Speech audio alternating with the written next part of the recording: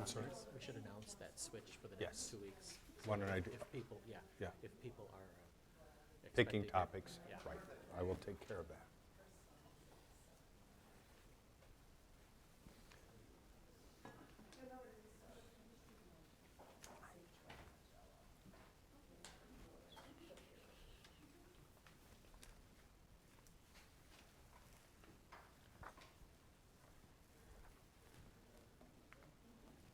Good evening, everyone.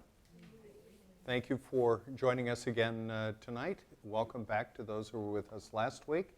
And for those who are with us the first time, thanks for taking some time to examine topics that are so vitally important in the life that we share. The format that we've been using is essentially 35, 40 minutes of presentation, trying to provide each of you with at least information, if not facts, about the issues we're talking about and some perspective in the context of the faith that we share. Then breaking into small groups and looking at a number of questions that hopefully will tease out from you issues that are important for you to explore, not only in your own life, but in your own faith community, and then gathering together again to talk about what the takeaways might be. I'd like to announce, and I hope Dave will remind me to do it at the end of our conversation this evening, that we've needed to make a switch in terms of the presentations for next week and the following week. Next week, I'll be doing both presentations, the first on gun violence in the United States and the second on reconciliation and forgiveness. My colleague from Washington University, who is going to do one of his next week and one the following week, given his own travel schedule, will actually be with you the final Tuesday of the month, talking about violence as an extended family problem and the care of victims and the place of evil in the world in which we live. His name is Dr. Barry Hong. He's the Vice Chairman of Psychiatry at Washington University School of Medicine, one of my closest friends and a former seminary classmate of mine from more years ago than either of us can remember or count. My name is Marc Smith. As the introduction suggests, I serve in the Diocese of Missouri at the Bishop's pleasure, focused on issues primarily around gun violence and its prevention and the care of victims, but that has grown substantially in the past 3 years, and as we're exploring in this course, we deal with violence in several of its different forms. I also have the privilege of serving as the priest associate at the Episcopal Church of the Holy Commotion in University City. A little humor there, where Denise Carpenter is a member and can appreciate my sense of humor about all the various moving parts that are going on any given day around our place. As is my habit, and I think good for us and good for the conversation, I'd like us to begin with prayers. So if you join me. God of all mercy, who knows our insecurities, our isolation, and our pain, comfort the abandoned, lift the souls of all in despair, and open the hearts of those who care for them. In the name of the God who embraces all who feel alone. Amen. This was one of the more difficult collects to craft, not only for the purposes of liturgical worship, but even for the context of this class, trying to capture in language that was elevating, that was majestic, that was simple, and that both identified the despair that people experience when they're bullied, or certainly when they contemplate suicide, that sense of aloneness, and at the same time, the gift that God makes available to us in the presence and incarnation of his Son. Several objectives as we look at bullying and suicide that I think might be appropriate for this evening. First of all, to survey the breadth and complexity of physical, emotional, and cyberbullying in schools. So we'll talk about it in just a moment, but the focus of this presentation is not on mobbing, so-called adult bullying in the workplace and harassment, but really what happens to young people and the primary venue, as all of us recall, is in the classroom, the bathroom, or on the playground. Examine the factors that contribute to youth bullying, victimization, and suicide, and identify strategies for faith communities to assist in reducing youth bullying and suicide and care for its survivors. I'll mention this again next week, but suicide especially, when we think about violence, including gun violence, unfortunately takes too often a back seat. Our focus generally is on mass murders, the kind we saw in Parkland or at Sandy Hook, or in drive-by shootings, the kind we read about and listen to on the news virtually every night of the week. But in fact, 62% of all deaths by guns in the United States are the result of suicide. So when we think about violence, one of the points that I'd like to share with you is that you may think and may believe that your life will never be touched by a gangbanger with a 9mm Glock, and that's probably correct. But I dare say every person in this room has been or will be touched by suicide. I dare say and suggest that I would be stunned if not everyone in this room hasn't been touched by bullying at some point in their life. And toward that end, a particularly important topic for us to think about in the context of the life of our communities of faith. We've suggested several passages from Scripture that might provide us with some sense of how the authors take a look at that phenomenon in their own time, and recognizing that bullying or suicide were contextualized. They're not viewed in the same way today as they were viewed previously. The first story is one that we'll read in just a moment from the 37th chapter of Genesis.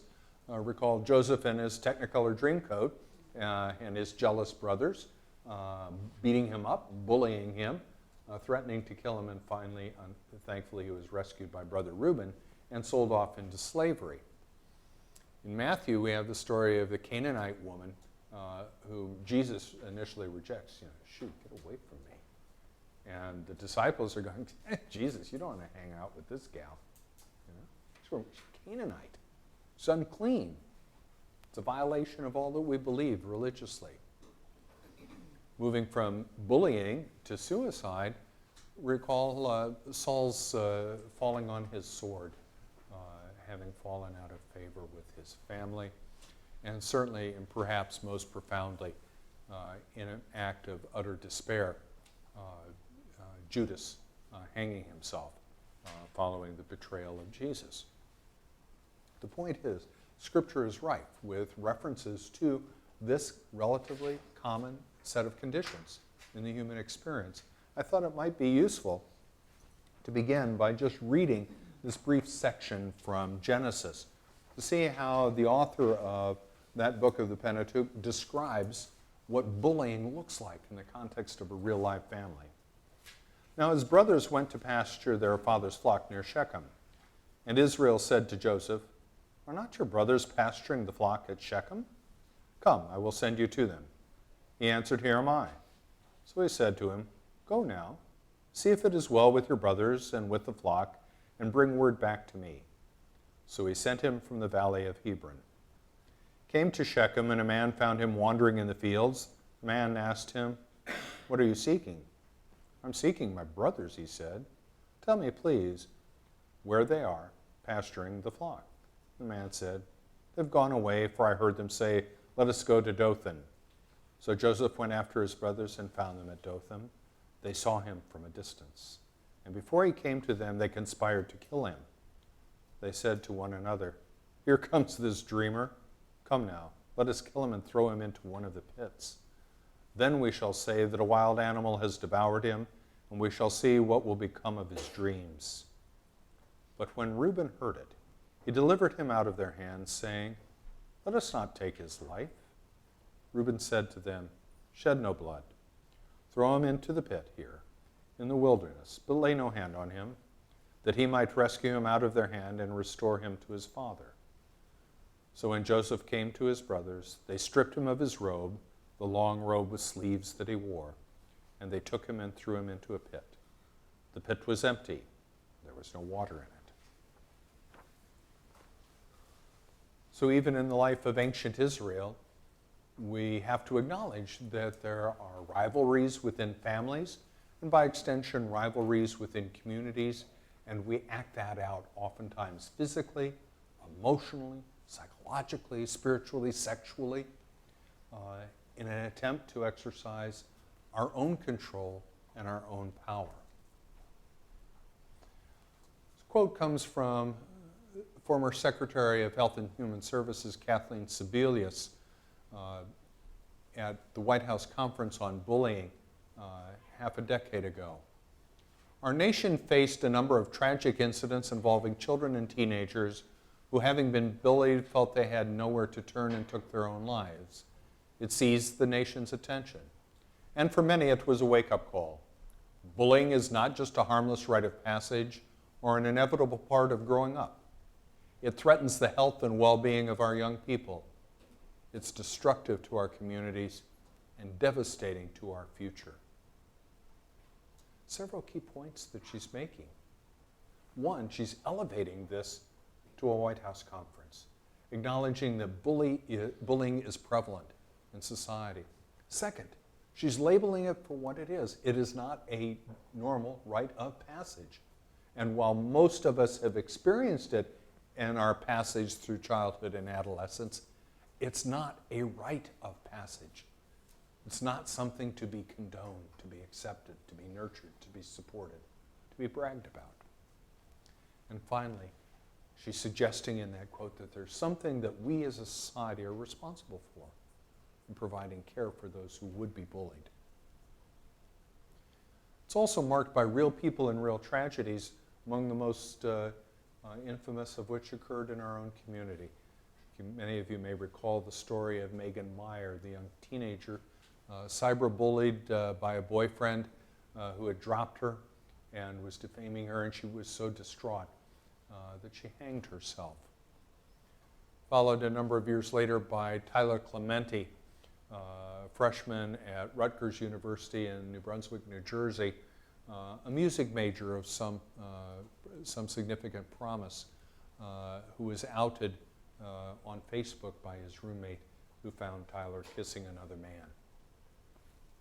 He jumped off the George Washington Bridge. Wasn't Megan Meyer here in St. Louis? I'm sorry? Wasn't Megan Meyer? Megan Meyer grew up in Dardenne Prairie, indeed. And her mother, Tina, founded what is now the Tina Meyer Foundation and speaks broadly across the region and the nation on issues related to bullying and teen suicide. Go ahead. And it was, I think, a girl, a former girl, a friend of hers, the mother, that was doing that bullying. I think you are correct. Thank you for reminding me. Pretending to be a boyfriend and then... Thank you. You are correct. Oops, excuse me. In highlighting this, what we're faced with is the national tragedy of youth bullying and suicide, set in the context of normal adolescent development. Fact of the matter is, being a kid, learning to grow up is tough duty under the best of circumstances. It's an emotional roller coaster, regardless of our family circumstances. And bullying and the potential threat of suicide simply exacerbates the part of our lives which truly is normal. Bullying, however, presents a definitional challenge. As we've already addressed, is it a simple rite of passage? No. The behaviors encompassed by bullying are significant, and the setting in which bullying occurs has to be considered by each of us. This will be relatively pedantic and a bit cumbersome, but when you bring two federal agencies together and ask them by committee to craft a definition, that's what you get. But nevertheless, it does seem to work. This comes from the Centers for Disease Control and Prevention and the Department of Education. Bullying is any unwanted aggressive behavior by another youth or group of youths who are not siblings or current dating partners that involves an observed or perceived power imbalance and is repeated multiple times or is highly likely to be repeated. Bullying may inflict harm or distress on the targeted youth, including physical, psychological, social, or educational harm. Several points are key to that. We're talking about youths. We're talking about their perception of the act, so whether it was the boy or the girlfriend's mother, it was perceived by Megan Meyer as being another youth who was doing the bullying. The intent is that it is repeated and that it produces significant consequences on the part of the person who's being victimized. Mark? Please. Real quick, why do you suppose they're discounting siblings and dating partners? I think in this case it is not an attempt to exclude bad things that happen in those settings. It's an intent to focus people's attention on one particular kind of violence. And I think the desire in this conversation and the research that they were conducting was to isolate kids, number one, and kids who weren't just involved in the kind of bullying that goes on in households with siblings going after each other, but looking at settings where there aren't the extent of social control and social structure that we have within families. But that's a matter of personal speculation. It's a wonderful question, but that would be my suspicion. Yeah.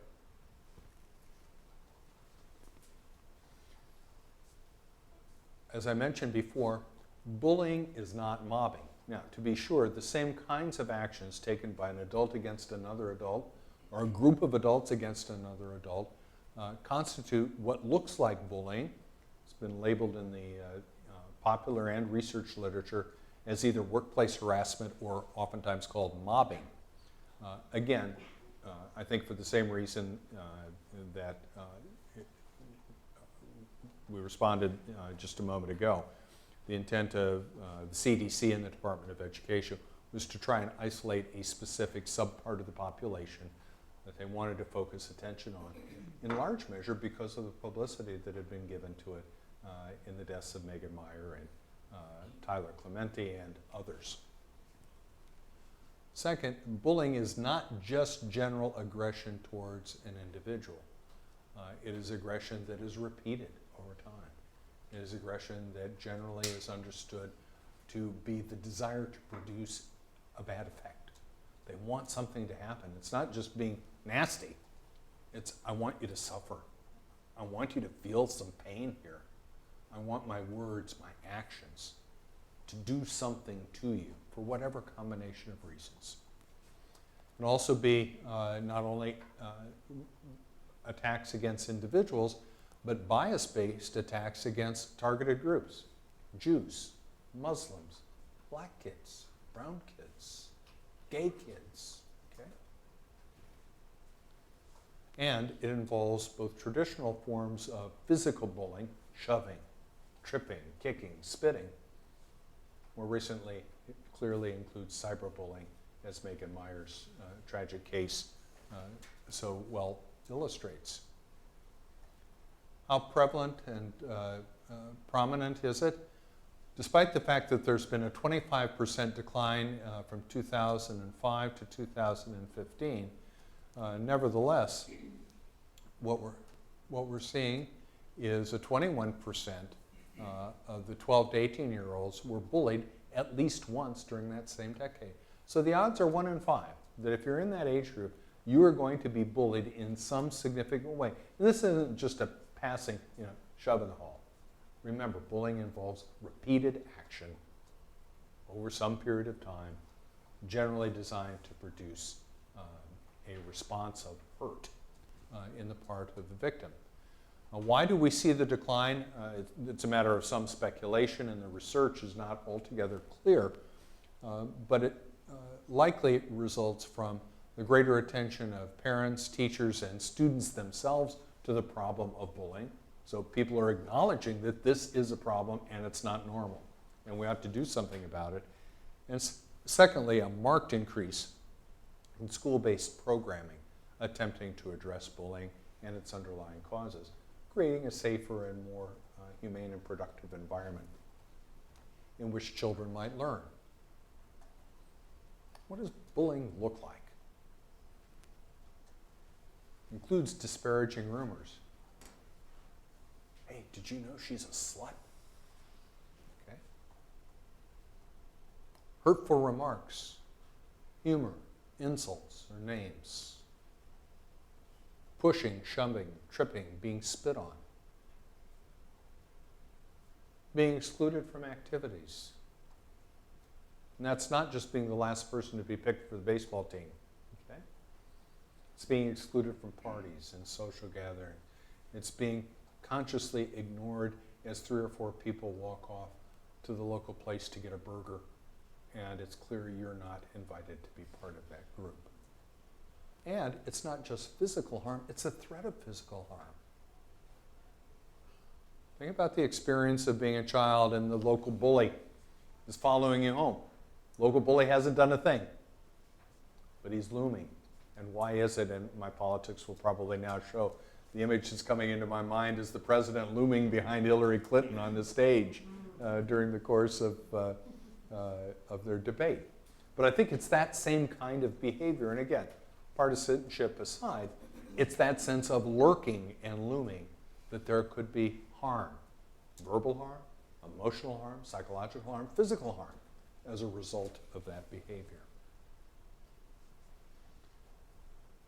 50% of girls and 39% of boys are psychologically bullied during their late childhood and adolescent years. So you're looking at half of all girls and almost 40% of all boys. 45%, so almost half of all boys, and more than a third of girls are physically bullied. And 23%, a quarter of girls, and slightly more than 10% of boys are cyberbullied. These data are now several years old, and my suspicion would be that the percentages of cyberbullying have increased fairly significantly since this research was summarized. What are the risk factors for bullying? Okay. Race. So if you're not a member of the dominant race in a particular culture, you're more likely to be singled out. No surprise there. If you're black, you're brown, you're oriental, okay, you're more likely in this country to be singled out. Your ethnicity, your religion, your physical appearance, especially your weight. Your identified or perceived sexual orientation, and the extent to which you have a physical or mental disability. And if you are at all like me, I think you can look at that list, and I bet you every one of you, if you can't remember the name, you can see the face of the person who fits into each category that you know had been bullied when you were growing up. I can.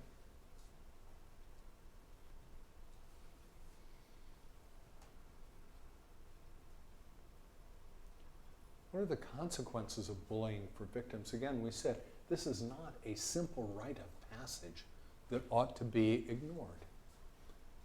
Victims of bullying typically have significant difficulty adjusting to school. Their academic performance deteriorates.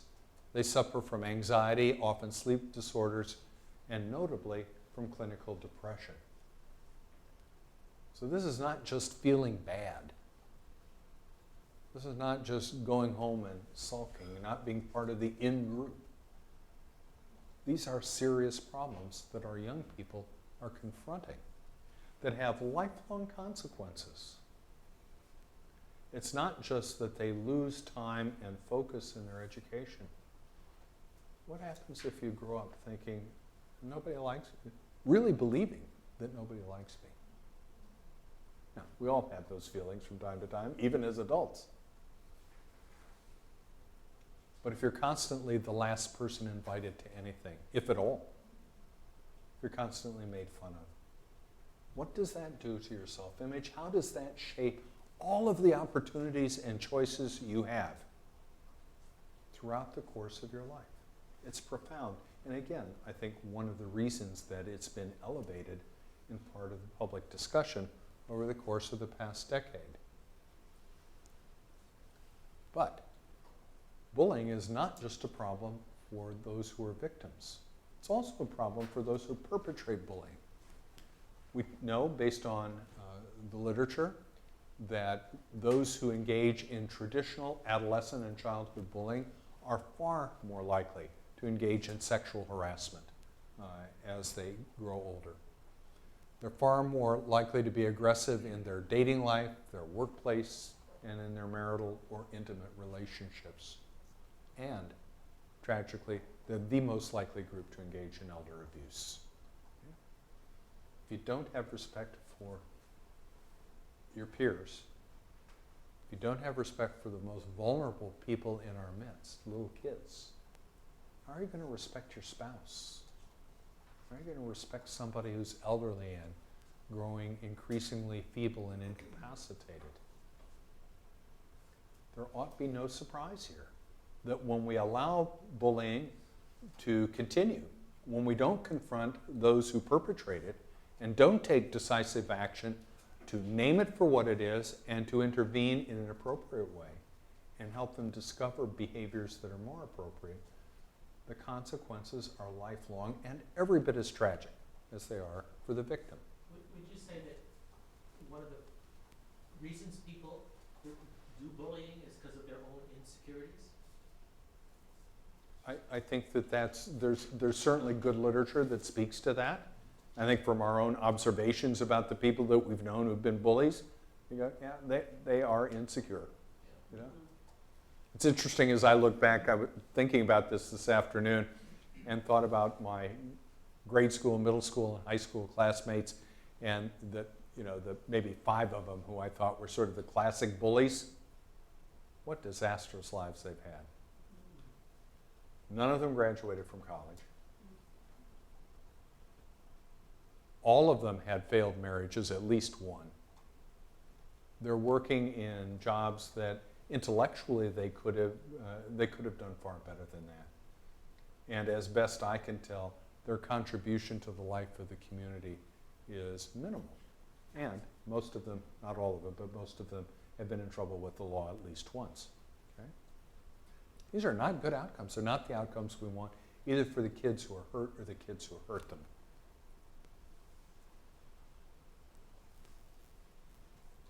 Not all bullying results in suicide, and not all suicides are the result of bullying. But the two have become increasingly linked. And I think in the case of youth bullying, it's worthwhile looking at suicide.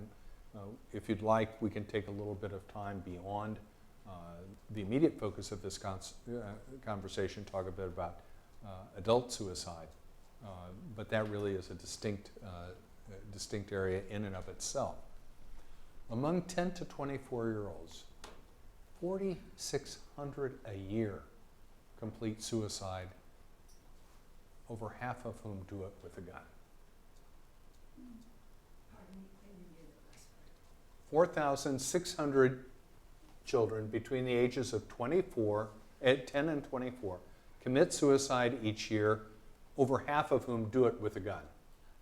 So not by hanging, not by drugs, not by jumping off a bridge, but with a gun.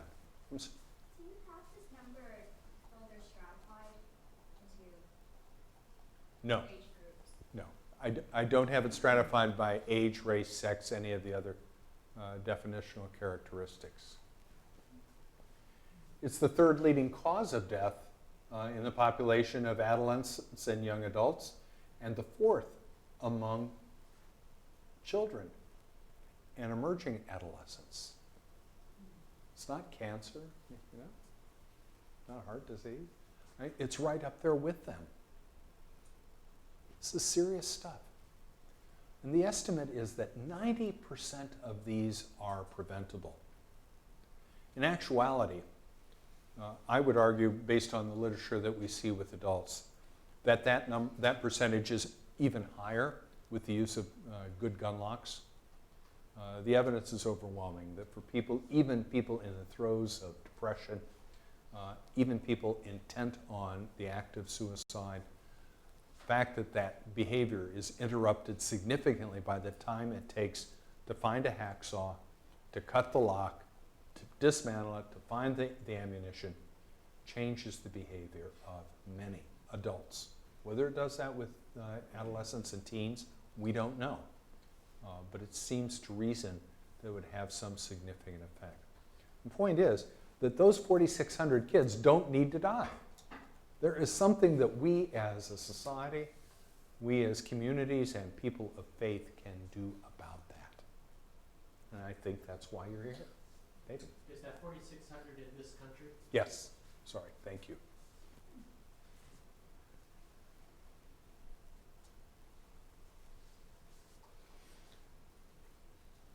It's been suggested that bullying definitionally and conceptually exists in a very complex social ecosystem that's built on relationships and hierarchy. So if we're going to intervene meaningfully as churches, synagogues, mosques, individual people of faith, families, we need to understand sort of the world in which bullying exists. It is relational. It's defined in first, by what does a family do? How does a family raise children who are both bullied and the children who are the perpetrators? What are the dynamics that are taking place in those families that cause people to be either vulnerable or to be aggressive? Let me, a relatively easy, imperfect example to be sure. Is there culpability on the part of a parent who allows their child to eat to the point of obesity, knowing full well that that child is ridiculed and teased every day? That's the point that Boffenbrenner, who's the social theorist who's posing this model, is raising, that the family has something to say about that. When little Johnny is beating up on his brother all the time, do mom and dad have some culpability when little Johnny gets caught beating up somebody at school and bullying them? What is their responsibility as moms and dads, aunts and uncles, brothers and sisters? What about our peers? The significant movement in the course of the past 2 decades for peer accountability and peer responsibility. If you see it, do something about it. Intervene. Stand in place. And just some great stories that I suspect most of us have seen on the television, sticking up for those kids who have been bullied, who've been made fun of, and finally get to shoot a basket in a basketball game, get to be the member of the Queen's Court at homecoming. Those kinds of wonderful stories brought about because some kids cared. Okay? So what are we doing when, as teachers, as parents, as members of various organizations, including churches, what are we doing in creating healthy peer structures that allow kids to express not just their ridicule, little chubby little thing, but to say, hey, let me help you. Be my friend. Okay? What's happening in our neighborhoods? If I'm a kid growing up in some neighborhoods, let's call it the Hayden Rectangle, that part of North St. Louis City and County that's gotten so much attention under the new St. Louis police chief, where much of the violent crime seems to be occurring. If you're growing up in that neighborhood and everyone is carrying a weapon and defending themselves and threatening other people, what are we going to do about that? Families can't solve that problem. Schools can't solve it. They're walking to school and they're being accosted by people with weapons, by people who intend to do them harm. It's the responsibility of our community institutions, schools, churches, libraries. What do we need to do to intervene effectively and create structures for young people to grow, structures in which they can have honest conversation about the threats they fear and really about the threats they like to impose? Why? You should be able, when you think you're being funny, but you're really being hurtful, you ought to have the ability to say to someone, I said this. you can give me a detention, you can kick me out of school, you can wash my mouth out with soap.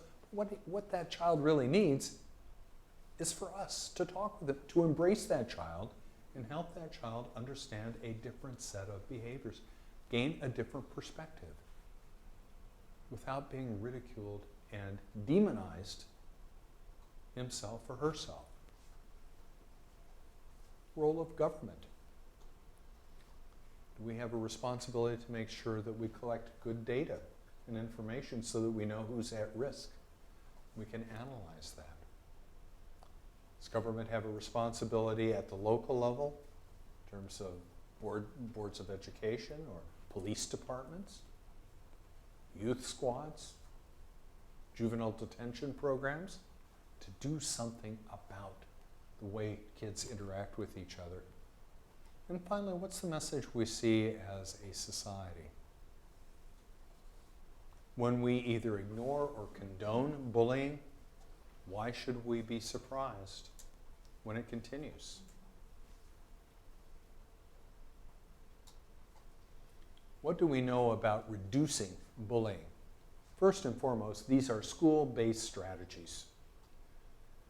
Think about the ecosystem that we talked about just a moment ago. There's stuff before school and there's stuff after the school experience, but the common element that all of them share is being in school. They may come from a dysfunctional family with only one parent or no parent at all. They may not belong to any social institutions like churches, but they're in school, okay? So the thought is, if there's any place that we can make a difference, it ought to be in our school setting. And what have researchers discovered? First of all, in every community, there ought to be a comprehensive assessment of the needs and the gaps. So do we really understand how big a problem bullying is in our classrooms, in our schools? And my guess is we'd be stunned if we actually brought our kids together, gave them anonymity and said, tell us what's really going on, and go, oh my heavens. We'd be shocked.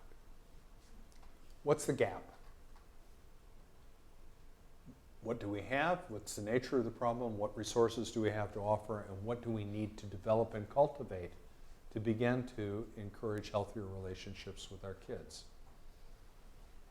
What's the nature of the cultural change to support victims and marginalized perpetrators?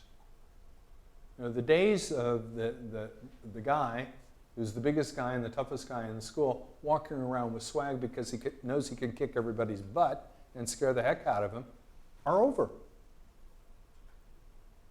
And the school shouldn't condone it, kids shouldn't condone it, but how do we help them make that transition?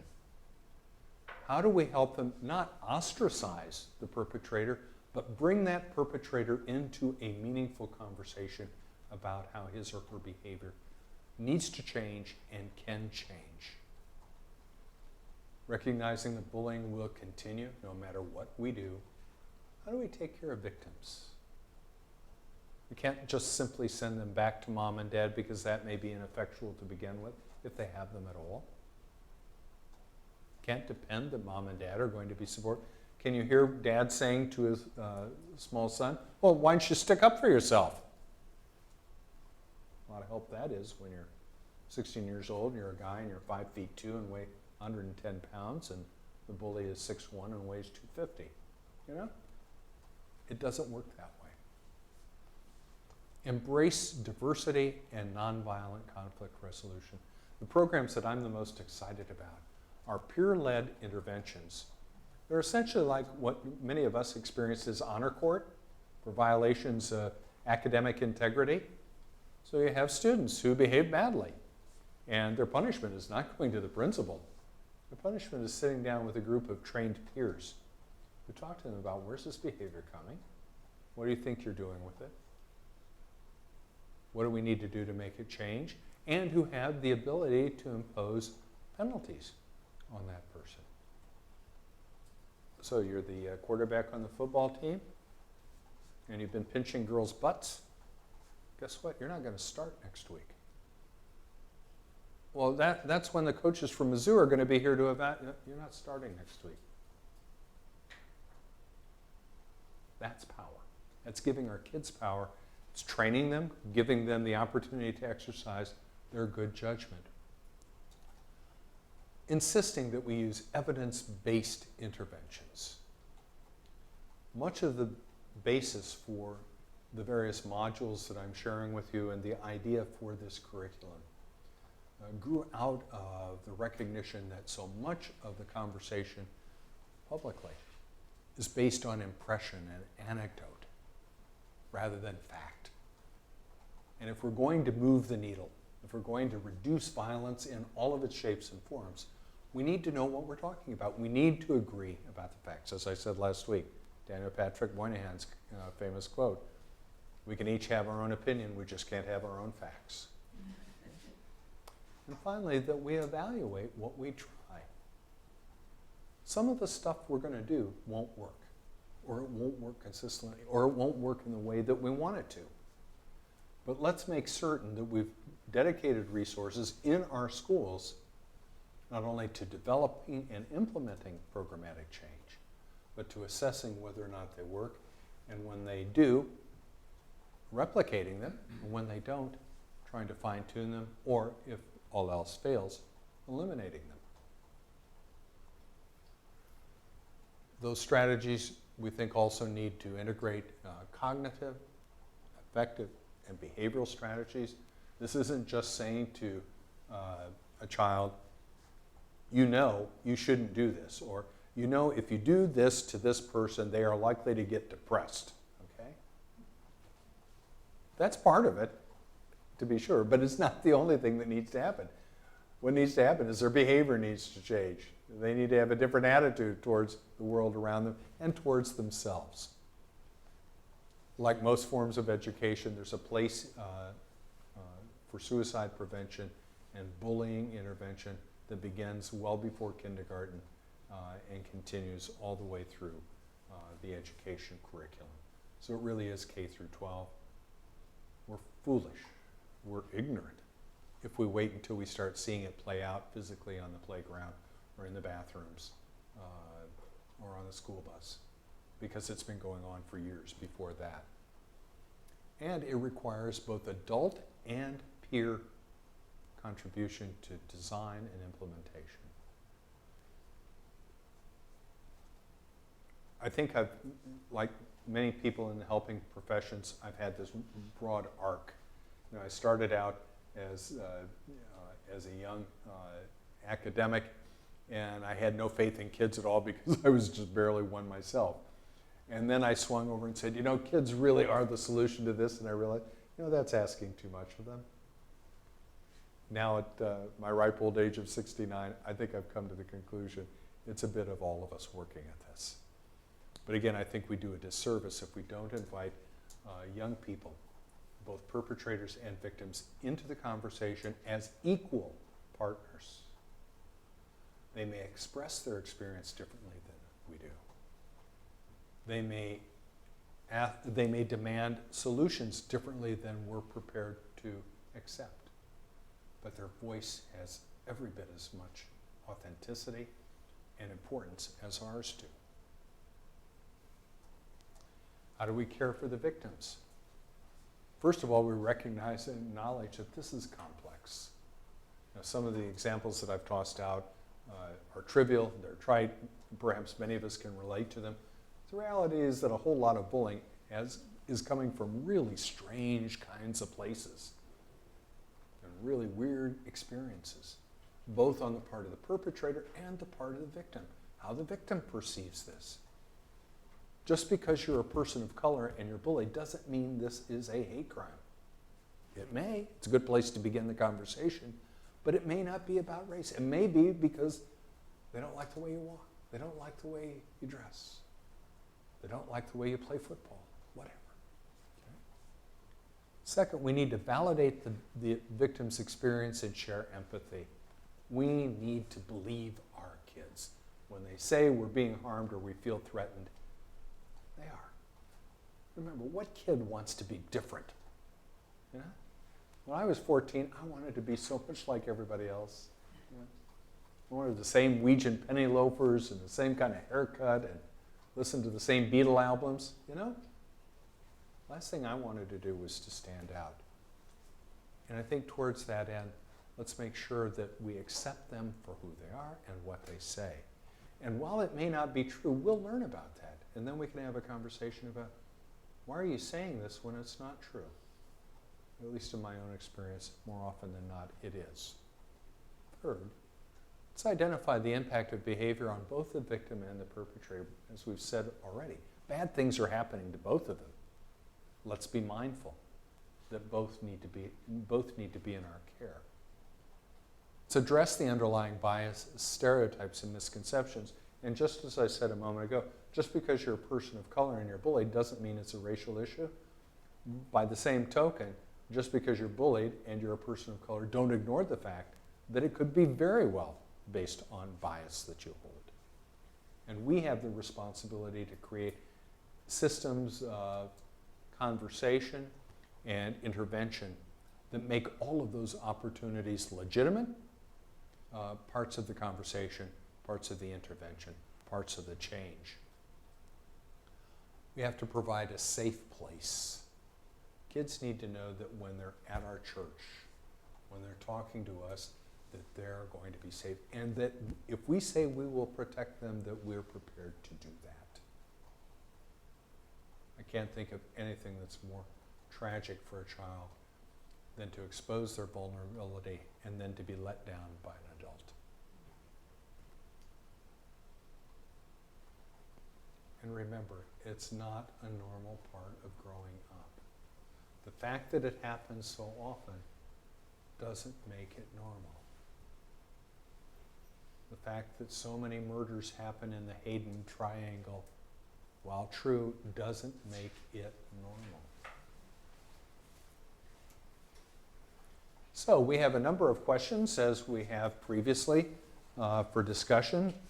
In this unit, we have 5 questions.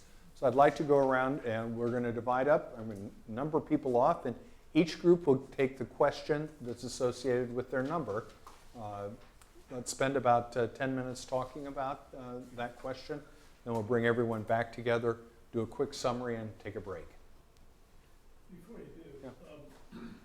it's something that you may or may not be real familiar with. I'm just curious if you know of any school districts or similar organizations that have had successful programs that have actually made a difference in just these interactions of students in a school or kids in a YMCA. I mean, what has worked? Great question. In St. Louis, if my memory is right, one of the premier peer intervention programs is at Riverview Gardens High School, developed 3 or 4 years ago. And I've seen it cited a number of times in the public press, and worthwhile potentially taking a look at. The cutting edge part of this work actually took place in Norway over the course of the past decade. And what we're trying to do is export it from there. But in response to your question, let me take a look and see if between now and next week, perhaps I can point you in the right direction, give you some ideas. That idea of peer interventions is an interesting one, and I wonder too if you know of anywhere where that's actually or is it common? Is it frequently used today in school districts? I think increasingly so, but I'm too far removed from that to have any specific knowledge. I know that Northwest High School. Yes, Northwest High School, the St. Louis Public Schools, Northwest High School does it. That's how Neat. they've been doing it 2-3 years. Neat. Lindbergh High School. Okay. In the interest of time, 1, 2, 1, 2, 3, 4, 5. 1, 2, 3, 4, 5. 1, 2, 3, 4, 5. 1, 2, 3, 4, 5. Okay? 1s, 2s, 3s, 4s, 5s.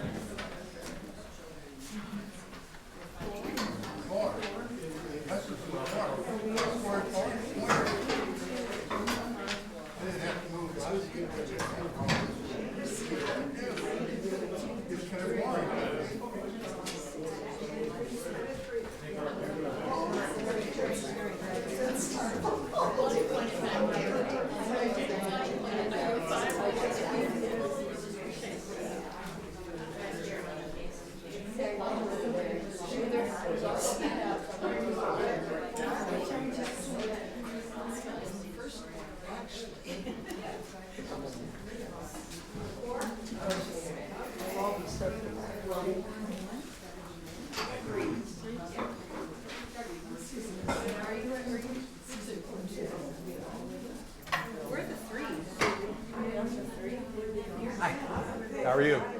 Good.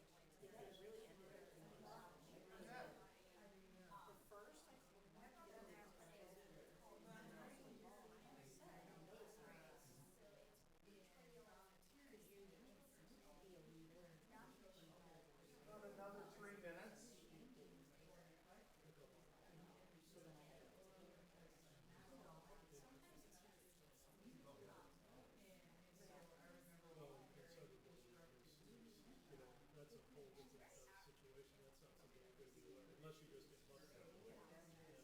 And then I guess the way you intervene there is just to go from there. Can't control what kids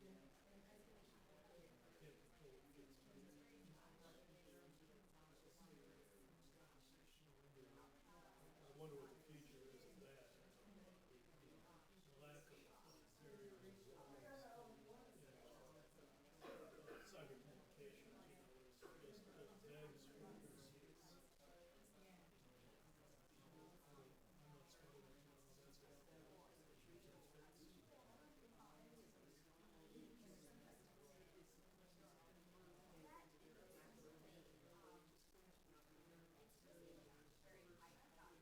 for receipts. I'm not smart enough to know that's what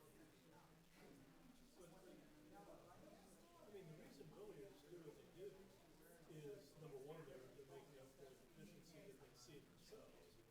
And also just the thrill of having that kind of negative, being that powerful. And that thrill of power is going to stick around. I mean, that's something that a kid thrives on sometimes. I think that sometimes having this going on this institution, creates some of the problems that I see a lot of kids that are LGBT and trans, the fact that the church is so like, yeah, not totally right. And,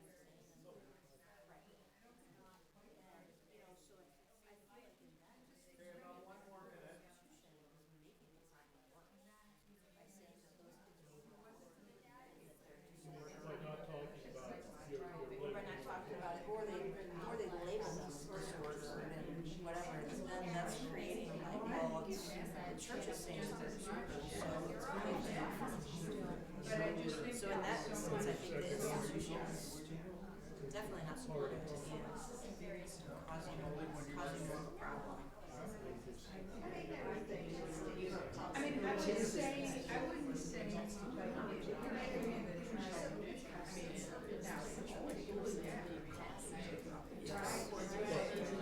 Yeah, and that's a good example.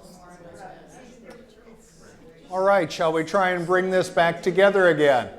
And it opens the door for people that wouldn't otherwise be there to do it. Okay, let's turn to the first group. Were you bullied as a child, and if so, what forms did it take? Did others know about the bullying, and if so, did they attempt to intervene or give you support? First group, any thoughts? I can tell you that the first group, we all had pretty nice childhoods, apparently. Most of us, all of us pretty much unanimously said we really weren't bullied that much, and if we were, it was, if we were, maybe others were, and it was addressed by the teachers on the whole, or it was addressed when we were young, so that it didn't perpetuate. And the other part was, I was going to mention, we talked about how much how it has developed as time has gone on because of cyber stuff. And we also said most of it in our cases took the form maybe of teasing, saying something, pointing out some very obvious thing about us, our feet size, our height, our things that we already knew, but not cruel and mean like today. And you didn't see that experienced among your friends either? No. Interesting. We must have idyllic situations. This is good. Though, I wonder how much those of us who aren't under the age of, say, college, which I'm guessing is, there are none of us under the age of college, as we were growing up, it was more almost like what you were saying before, that it was a part of growing up. And so we may not even be remembering some things because it was just part of what it was in being a child, and maybe not as severe as some of the activity that goes on today, but still it's like, well, yeah, you got shoved into a locker, whatever, it's just, well, that was, because I was the little kid, or whatever, and just went on with it. And I mean, there was just so much stuff that we didn't acknowledge, I think, like when I was growing up, as being wrong, and being identified as being wrong, and say mental health related activity, and all of that was hardly discussed. unless it was really considered a really negative thing. And so that's why I kind of wonder if we really did have that good of childhoods, or just kind of like suppressing things. Or we weren't so badly battered and bruised that it's damaged. There were damaged goods as adults. Well, I was gonna say, I just, because I'm thinking back, I mean, and there's a couple of instances that in my, that were brutal. I think of like a friend of mine's older brother. I mean, he was beat up every day on his way home from school. But I also think back then, what is known of the brain, but this is back in the early 70s, you just didn't know that much about the brain back then and how it responds and the long-term effects. So I think that's one thing that I'm grateful for today. Not only the awareness and the proper labeling, but also the much more in-depth understanding of how the brain works. Good points. And I do think the whole social media connection has taken things to a different level today in terms of instantaneous visibility. And I don't think, well, I can't speak for everybody. I know I can't comprehend that. And the capacity for chain, what I call chain bullying. That's right. It's one thing, you can only run so many times down the hall chasing someone and taunting them or calling them names. Yeah. On the web, you can do it all night long, all weekend long, right? And it stays there, so the person keeps looking at it. Exactly. Because the work doesn't disappear. And I think the web is impersonal too, so you're not in that person's face. How about to the second group? Did you know others who were bullied, and if so, did you ever do anything to try and help them?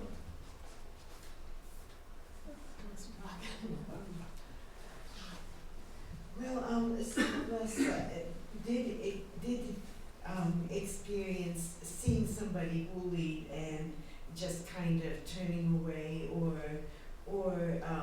maybe one person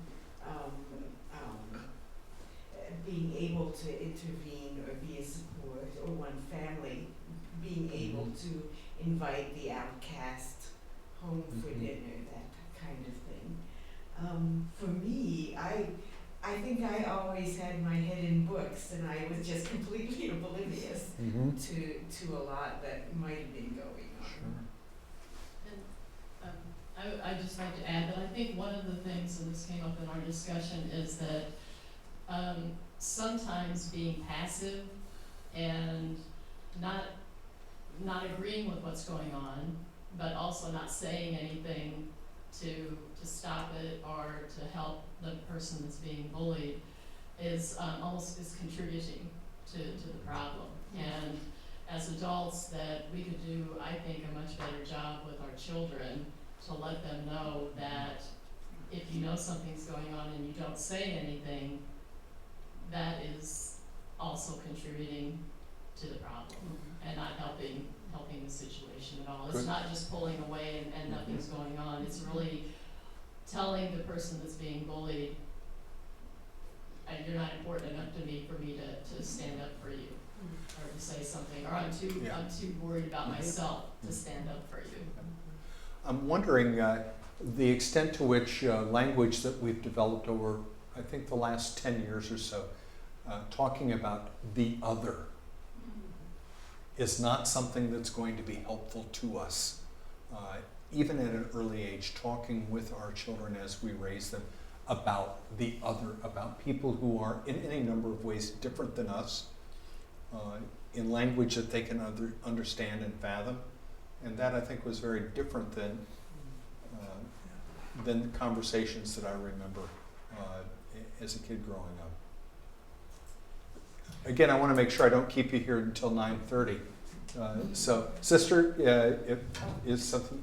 I was just thinking that programs that help people learn appropriate ways to intervene would be really helpful, because I could imagine a really very punitive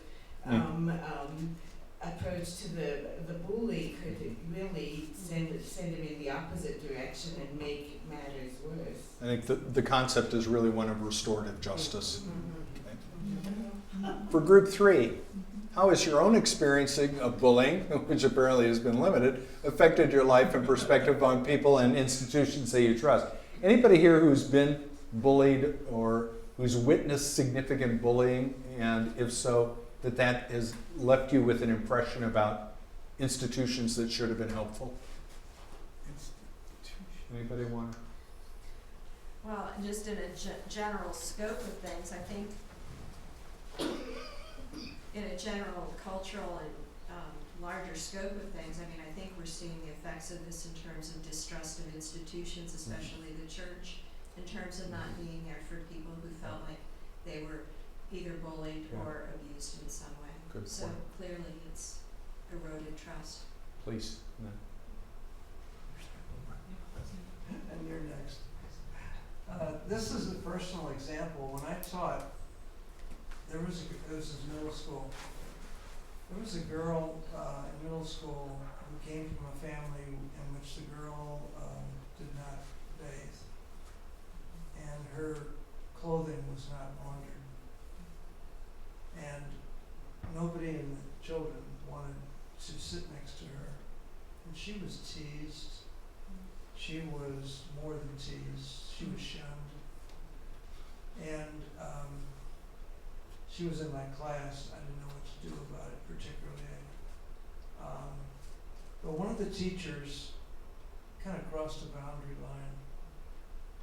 I think helpfully though. I think she shared clothing with the girl, taught her some elements of hygiene, and I think as teachers we're all aware of boundaries, and that's a critical thing.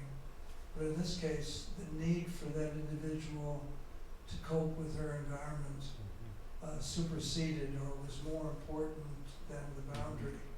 So that was I never thought about that in terms of bullying, but I think it was bullying. Yeah. Good point. One more comment.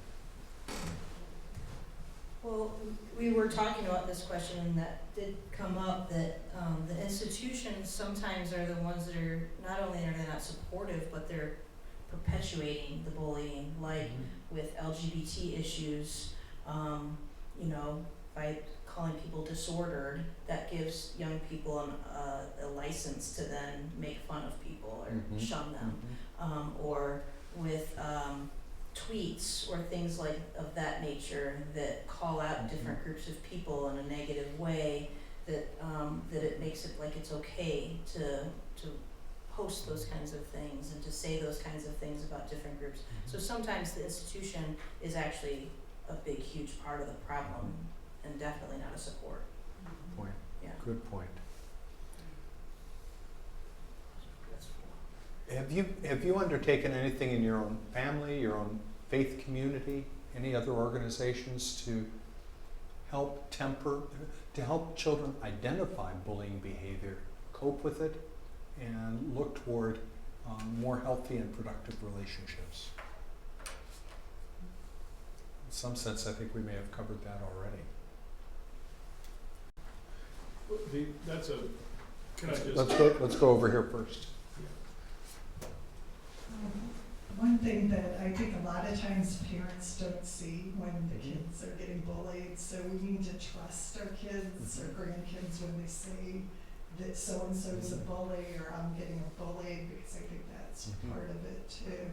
And then I always try to tell my kids to have empathy for the bully, because something's probably going on in their life, why they're being so horrible and all that. So good point. Good point. Let's come back over here if we can. I don't really need the mic. I just was going to ask if anybody had done anything in their church, any kind of organizing in their church, maybe a seminar or something like that to address bullying, just to give parents a chance to compare notes with other parents. Please. And that sort of links to our last question, so we'll kind of combine, have you done anything and what should we be doing? I was gonna say something else. Oh, okay. So, well, not a direct answer maybe to your question, but one of the things that I was reflecting on, because what can we do, and what kind of things are being done, the definition of bullying, for me, is also eye-opening because there's a lot of things that are subtly bullying that we might not overtly think about. And as parents, the kids are going to watch you interact. So even if we don't do actively anti-bullying campaigns or anti-bullying sitting down, but if they see you use language that are disengaging, like dykes or gays or languages like that, they're going to pick it up. They're going to understand that there's a negative connotation for the others. They're going to watch how you sit in your pews at church. They're going to watch where you choose to have your family dinners and lunches and things like that. So maybe not things that we think about as how do I get my kid to do this anti-bullying campaigns, but a lot of things are the minutia and the invisible things. So they watch you. Okay. One more comment and then we'll take a break.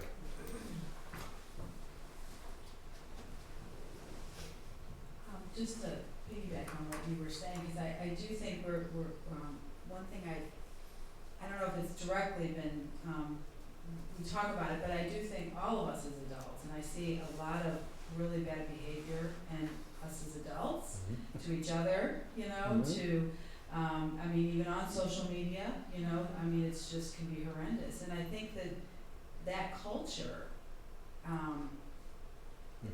like you said, why are we surprised what we see? So in some sense, even just taking a look, each of us, what can we do and what are we doing to contribute, if anything? So sort of piggybacking on what you said, just being aware. And I think the way we're talking about it will make it easier to be aware of those things. Like, how do I treat people? How do I treat people when I'm angry, when I don't like them? What do I do with newcomers into my parish? All those things to show, to do it ourselves, Absolutely. Active behaviors of ourselves. So. Absolutely. Let me just leave with a personal experience as a way to encourage you to engage our kids.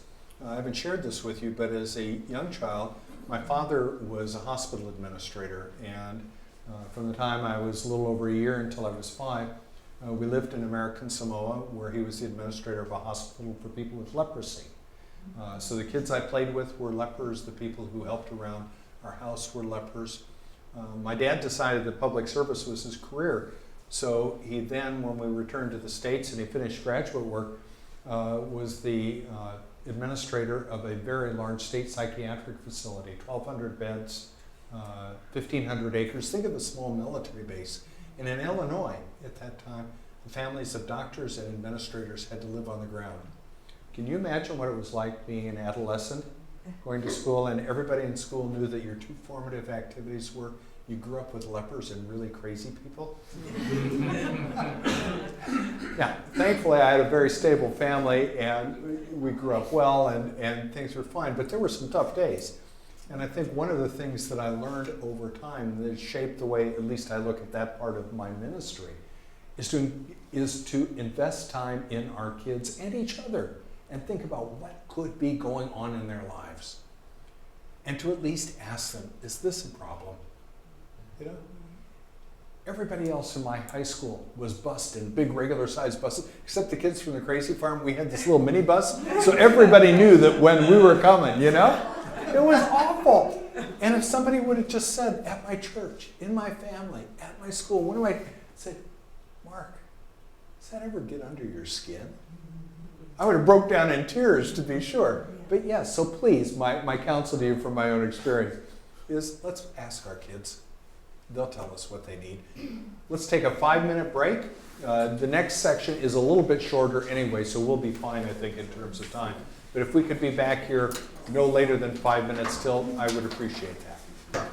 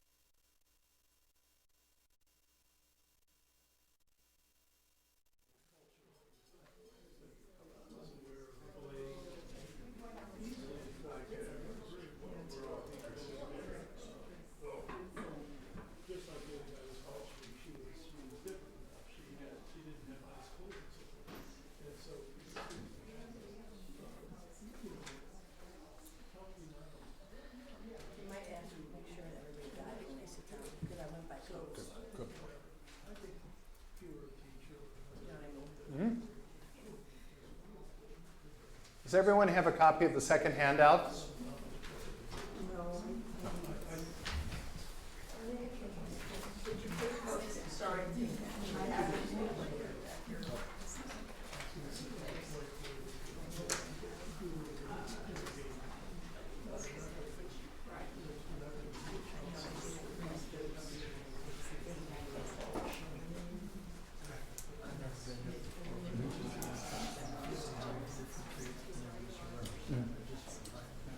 We can do that.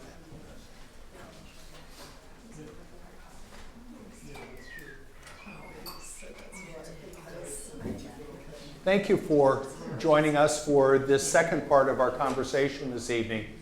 And as we begin, I want to share with you that there is no topic I can think of that would be more challenging. Although, as we'll note in just a few moments, issues of domestic violence and sexualized abuse are not solely the dominion of women. They impact men as well. It is a distinctly difficult and challenging position to talk on this subject as a man. And I'm going to ask that you indulge me, that you recognize that I'm sensitive to that, to the extent that I can be. And if I underestimate or overstep, that you call me on it. Okay? This is tough stuff. The second thing I want to also be mindful of, that perhaps no topic that we'll cover in our 4 weeks together has a higher likelihood that it may have impacted you. And if at any point in time you need to say time out, you need to leave, you need to shut the conversation down, do it.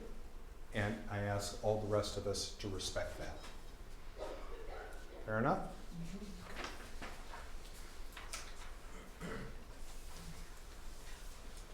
So in this second unit, what we're going to do is examine the prevalence of domestic violence and sexual abuse in the United States and the physical, psychological, and spiritual consequences for both victims and perpetrators. We'd also like to touch on the social, economic, racial, and psychological factors which contribute to various forms of domestic violence and abuse, and consider evidence-based strategies to mitigate domestic violence and sexual abuse, and the potential opportunities for faith communities to assist in implementing them. Tragically, Scripture is replete with stories of abuse, especially the abuse of women, and none more profound than 2 Samuel's account of the rape of Tamar. So Tamar went to her brother Amnon's house, where he was lying down. She took dough, kneaded it, made cakes in his sight, and baked the cakes. Then she took the pan and set them out before him, but he refused to eat. Amnon said, "Send out everyone from me." So everyone went out from him. Then Amnon said to Tamar, "Bring the food into the chamber so that I may eat from your hand." So Tamar took the cakes she had made and brought them into the chamber to Amnon, her brother. But when she brought them near him to eat, he took hold of her and said to her, "Come, lie with me, my sister."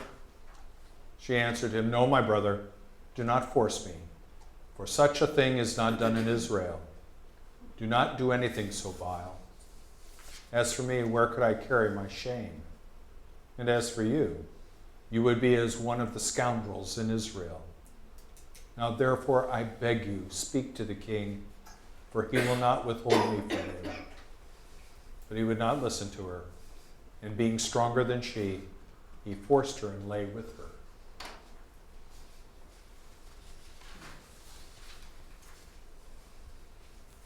The account of the rape of the concubine, a woman seemed to be worthless, discounted, recorded in the book of Judges, and John's treatment of the adulterous woman in the New Testament speak to this recurring theme of power, of degradation, of sexual assault and abuse that men perpetrate on women.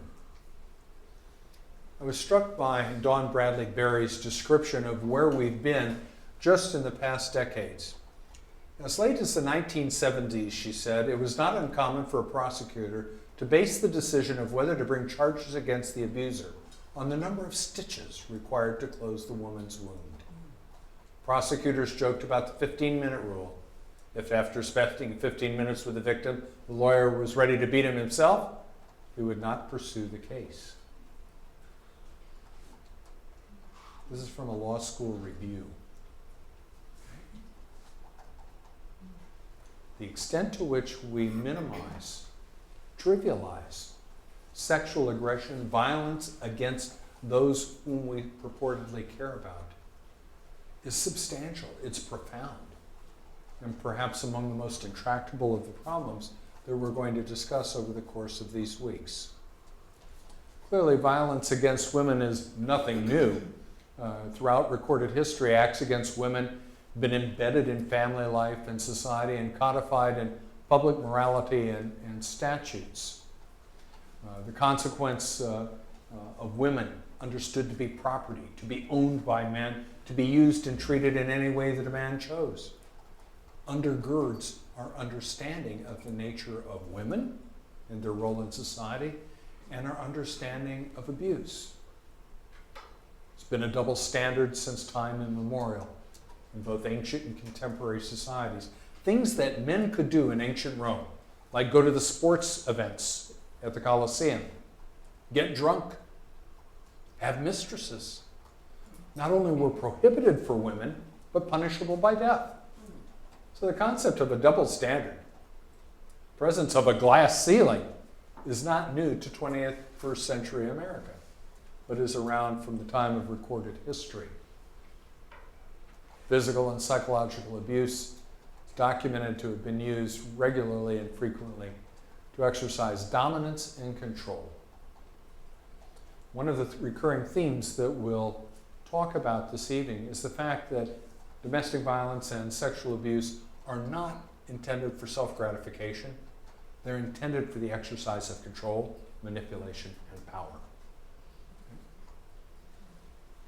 Most horrifying, I think, in recent memory is the extent to which sexual violence as a matter of public policy has been used as an instrument of war. Most of us, I suspect, grew up with comic books and that familiar theme of the knights and the crusaders, rape, pillaging, and plundering. And it was just as if that was a common occurrence. And to be sure, men behaved very badly in the context of war. But at least as historians understand it, the use of sexual aggression, the use of rape as a conscious instrumentality to subjugate a population is a relatively new form of intimidation and warfare. We're commanders in the field, we're policymakers in government settings. Define the tactic and the strategy, not just aerial bombing, not just advancing with tanks, but when you get there, we are going to rape women. When you get there, we are going to force their husbands to watch us rape their wives. Okay? A conscious instrument of power. So how do we define domestic violence? It involves violence or abuse by one person against another in a familiar or intimate relationship, and includes among the following acts or threats of physical or sexual violence, emotional or psychological abuse, stalking, financial abuse, threats to out a person's sexual orientation to family, coworkers, or friends.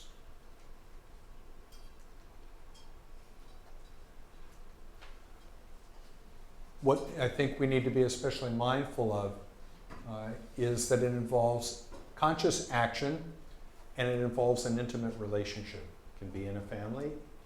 Unlike bullying, it can also be in an intimate relationship, whether spousal or otherwise.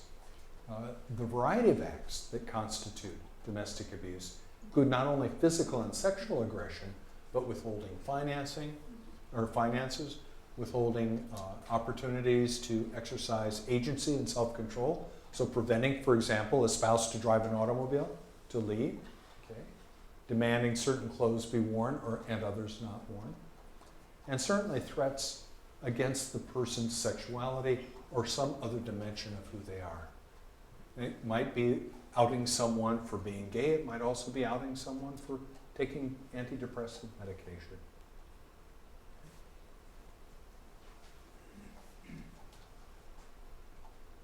incredibly broad is our understanding of domestic abuse. Popularly conceived of as male-perpetrated violence against a female spouse or romantic partner. However, the broad spectrum of abusive behaviors is encompassed by the definition itself and includes both male and female perpetrators and victims.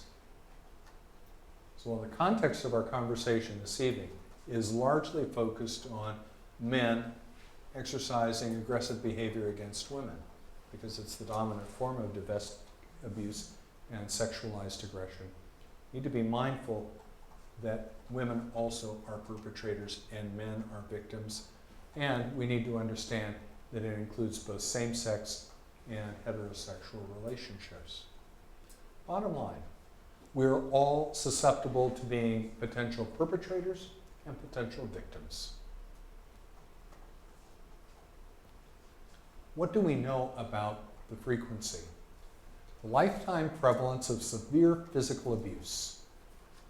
At some point in time in your lives, 1 in 4 women and 14% of all men will be severely abused. This isn't being pushed or shoved. This is beaten to a pulp, okay? More than 1,500 annually will be killed by a current or former intimate partner. The lifetime prevalence of emotional or psychological abuse. If physical abuse was at 25 and 14%, for men and women, psychological abuse, virtually half of all men and women will be severely abused emotionally, psychologically, manipulated, controlled, diminished. More than 15 million acts of domestic violence are witnessed by children each year, 3,000 of which are fatal. Domestic violence, by definition, takes place typically in a residence. If it's a spousal relationship, likelihood is that there are kids, and the abuser doesn't send the child away when the abuse takes place. Please. These again are in the United States. These are United States. Is this similar elsewhere? Good question. I don't have a very complete understanding internationally. There are certainly some countries in which it's worse and some in which it's not as pronounced, but I can't give you a clear answer on that. So, for example, it would be very easy to say, if we're including as a feature of domestic violence, control and manipulation, Saudi Arabia's refusal to allow women to drive an automobile historically, or forcing certain kinds of clothing, the burqa in Afghanistan, while it might be culturally appropriate there, we would suggest that that's an issue of male dominance and control. But the short answer to your question is I don't know, but let me see if I can find some information before next week. Okay. The cost, $8.3 billion a year in the United States in terms of medical care and lost productivity. It's not just the physical, emotional, psychological, spiritual damage that's being done primarily to women in our midst. It's the cost to society. It's the cost of seeing doctors, being taken to an emergency room, of all the stitches that the attorneys were joking about that need to be pulled together. We mentioned that it's not just a phenomenon in heterosexual relationships, it is as well in same-sex relationships. Lifetime prevalence of physical assault, stalking, or rape. 40% of lesbians and 60% of bisexual women will be assaulted, stalked, or raped.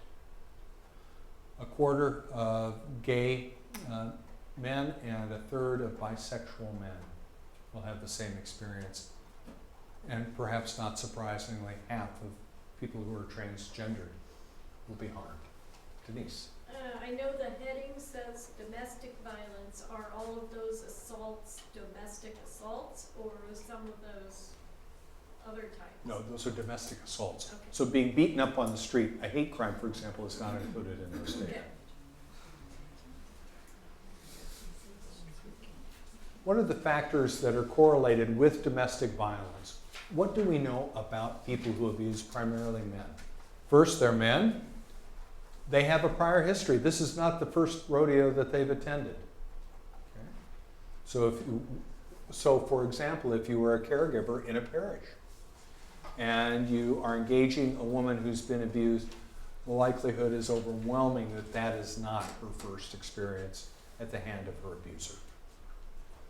The man probably does not have a high school diploma, relatively young, between 18 and 30 years of age, with little impulse control, likely unemployed, has some significant history with substance abuse. As a child, he witnessed violence against his mother, so it's normative for him. He and his partner have religious differences. They come from different denominations, different faiths, no religion, some religion. They're not married, they cohabit. Okay. They're transient in terms of their relationship.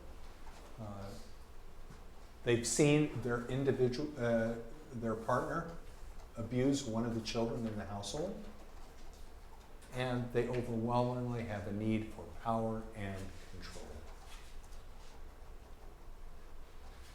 Story that's often told in relationship to the last dot point is of the man who becomes so jealous of his spouse and her success in the business world, or attractiveness, or ability to socialize, that he begins to constrain her and control her. And that's precisely what that point is speaking to, the need for men to dominate and control the lives of the women with whom they're the closest. Domestic violence in all of its forms, including sexual abuse, does not occur in isolation of other acts. It tends to cycle. It begins in the first phase, usually with an increasingly critical man, with a partner trying to mollify him. Oh gosh, you've gotten fat over the years. Okay. Can't you go on a diet? Okay, honey, yeah, I promise. I'll sign up for Weight Watchers. Okay. Phase 2, violent rage and acute battering. Flies off the handle, out of the blue, and smacks her. Okay? Maybe smacks her multiple times. Phase 3, however, comes back and said, oh my God, I can't believe I did this. Honey, I promise it will never happen again. I won't ever allow that to happen again. I'll be restrained. And the reason it's a cycle of violence is because it happens over and over and over again.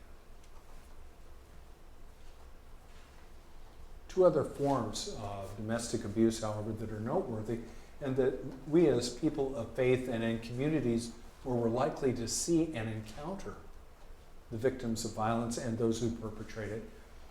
The individual who's the episodic and infrequent abuser. The most common paradigm, obviously, is this one who cycles. Okay? But there are those who can go years, but when they explode, it is horrendous. Okay? Then there's the rapid cycler, who finds that the need for dominance and control is not just in his household, but it's in his workplace, it's at the bar, it's at the grocery store, and finds himself engaged in altercations in virtually every setting.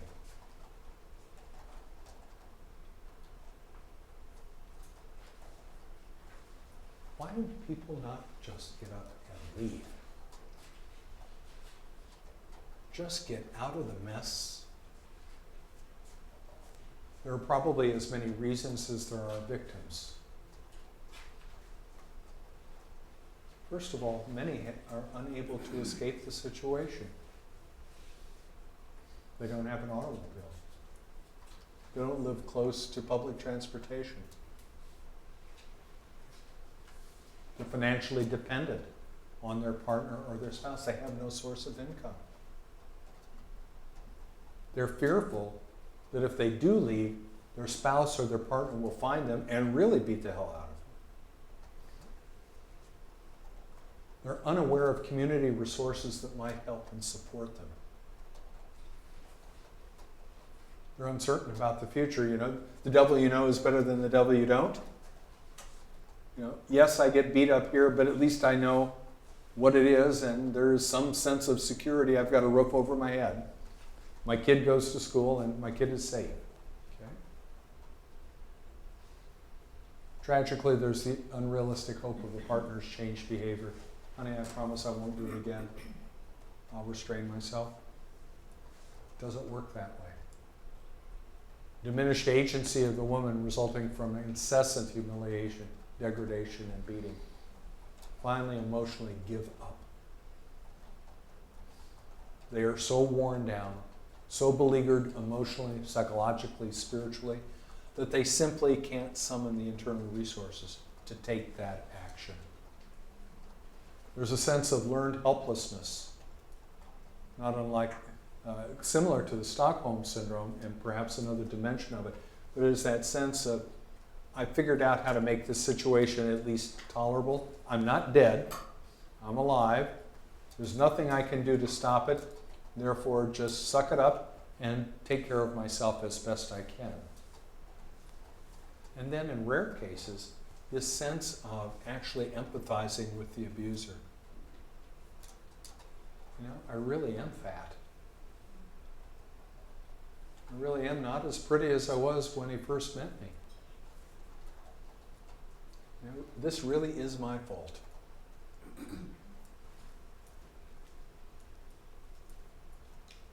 The average victim leaves her abuser at least 8 times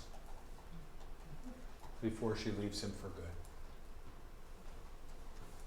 You thought quitting smoking was tough.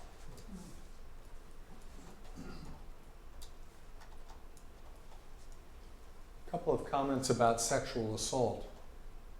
It's not limited by the type of relationship.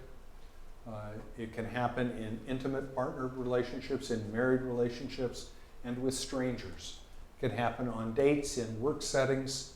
No location is safe or exempt. And assault includes all forms of inappropriate, unwanted, and unaccepted activity, including penetration, groping, flashing, and voyeurism. How is it defined by the FBI? Rape. Penetration, no matter how slight, of the vagina or anus by any body part or object, or oral penetration by a sex organ of another person without the consent of the victim. My guess is that many of us, if we were engaged in a casual conversation, however that might be when it comes to rape, wouldn't have defined it quite as specifically. That we have one vision of what rape looks like. Rape is actually a much more complex set of actions that can be perpetrated. I love this statement by Medea and Thompson, actually from the 1970s. Rape is all the hatred, contempt, and oppression of women in this society concentrated in one act. All the power, all the anger, all the male hubris and dominance erupts in this act of sexual aggression. The reported prevalence is 18% of women and 3% of men. That is, I think everyone here has heard for years. Rape is perhaps the most underreported crime.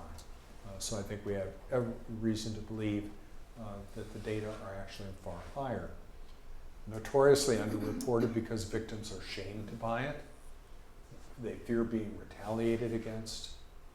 There's skepticism and hostility on the part of the criminal justice system. They're well aware that the success of prosecution is relatively low. And there's a history of ascribing blame to the victim. Your dress was too short. You flirted too much. I'd like to conclude this part of the conversation. As I said, this unit is a bit shorter than the others, but talking about myths and realities as it relates especially to rape, form of sexual abuse, so that as we engage as people of faith in our own church communities, can understand not only what women are fearful of, but what many, far too many, have experienced. First myth, rape is an impulsive act beyond the rapist's control.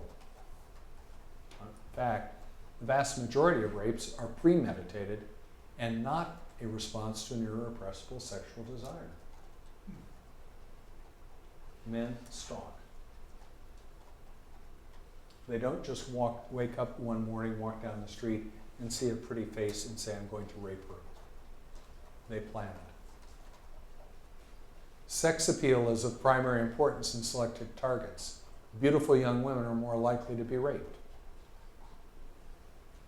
In fact, victims are most frequently known to their rapists, vary infinitely in their physical characteristics, and are targets of opportunity and access. All of us have heard the horror stories about women in nursing homes, elderly women in their own homes, being raped every bit as frequently as women in the workplace and sometimes on college campuses. Rape is an act of sexual passion. Quite the contrary.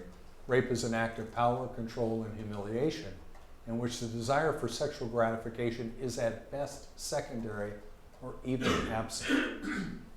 This conclusion comes from hundreds of thousands of interviews with men who have raped. They're not in it for the sex.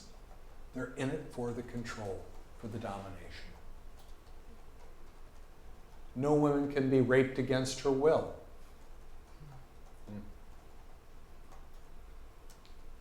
Perhaps the most misogynistic of all the myths surrounding rape, the reality is the perpetrator's physical force and threats of harm or even death often incapacitates the victim.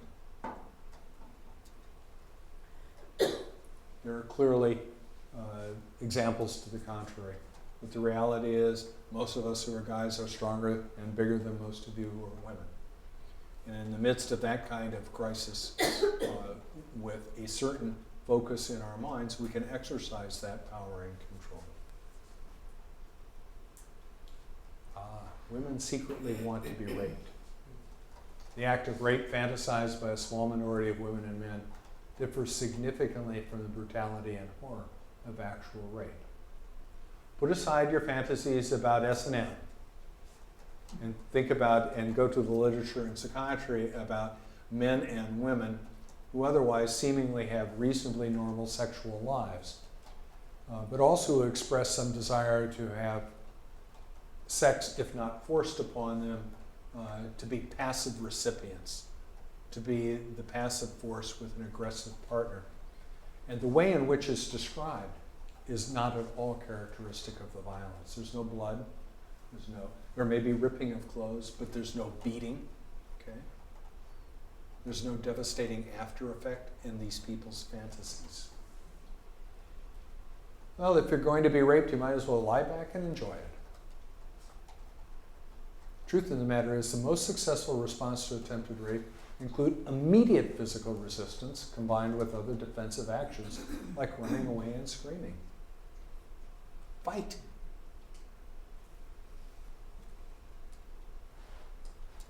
Women cry rape to get revenge. Only about 2% of rape accusations are demonstrated to be false, a rate that's virtually identical to the false accusation rate for virtually any other crime. We also have the myth of the black rapist, that somehow Mandingo is the man we're to be most afraid of. White men are actually 3 times more likely to commit rape than blacks. Not surprisingly, however, in a racially, systematically racist society, more than 50% of the men incarcerated for rape are black. Most women are raped by a stranger in a desolate place.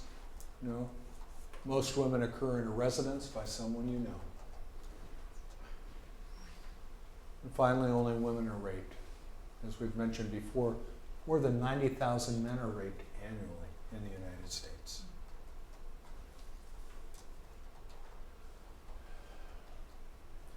What are the consequences of that kind of sexual assault? There's an extended period of recovery, if recovery at all, and it occurs often in stages, the first of which, sense of shock, fear, self-blame, depression, withdrawal, heightened sense of vigilance. For those of us who have known women who have been victimized, or if you've been a victim yourself, perhaps you can identify with one or more of those reactions. Stage 2 is one in which you might appear just fine to even your best friends and your family. You seemingly have readjusted, but underneath it all you have a limited ability to trust. You're still afraid. You're afraid especially of men. Stage 3, an increased understanding of rape and the perpetrator's full responsibility, and the emotional integration of the assault into the victim's broader life narrative. So you understand what happened, you understand you're not in the least bit culpable, and you've now placed it into the larger sweep, the larger arc of your own life history, hopefully a much more positive life history. In some sense, for those of you who remember Elizabeth Kubler-Ross and her 5 stages of death and dying, the critics of Kubler-Ross have noted correctly that not everyone moves through those stages, not everyone moves through them in the same sequence, and not all of us get to a place where we can accept. The same is true in the cycle of rape trauma syndrome. Not everyone will move through these stages. Not everyone will get to a point where they integrate. There are people who will suffer dramatic lifetime consequences of domestic abuse and sexual assault throughout their entire lives. Thinking about what we might do as faith communities, I think we can model what healthy relationships look like. We can actually be comfortable talking about sex in all of its different forms and gradations. We need to ensure people are safe, especially in our houses of worship. Unequivocally need to hold abusers accountable. There is no free pass. For doctors, for clergy, for laborers, for carpenters, we need to hold people accountable. We need to embrace victims and their narratives. What a lesson we've had most recently is we hear the voices of women coming forward in the case of Judge Kavanaugh, in the case of the Lieutenant Governor of Virginia. These are credible voices. And regardless of how society chooses to adjudicate them, the women need to be understood and believed. Finally, we need to support a victim's recovery. This is hard work. It is emotionally devastating work. Something that God, I think, intended for all of us to find the greatest incredible joy with has now been turned into the most incredible pain. And we would do well to understand that and to walk with people in that journey. I'm sorry, sister, I didn't mean to cut you off. Oh, that's okay.